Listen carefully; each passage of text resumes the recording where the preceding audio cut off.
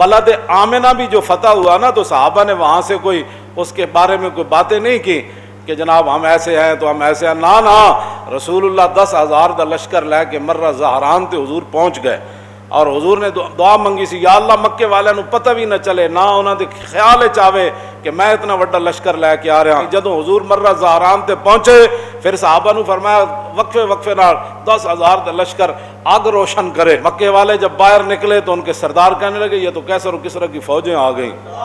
लेकिन जब वो घोड़े पर सवार होकर करीब आए ना, तो वहाँ मोहम्मद अरबी के गुलामों की जब बातें सुनी तो कहने लगे नहीं नहीं, ये तो रसूलुल्लाह आ गया। लेकिन हुजूर तलवार पकड़ के आए और नक्शे दाखिल करना जन शहर फतह नहीं होते तो ना जनाब श्रीनगर का रोड रखना, श्रीनगर तुहाडे हाथे जाना है। कौम नूं इतना उल्लू न बनाओ, इतना तो हम जानते हैं हाँ कि कौमें कैसे आज़ाद होती हैं और वतन कैसे आज़ाद होते हैं।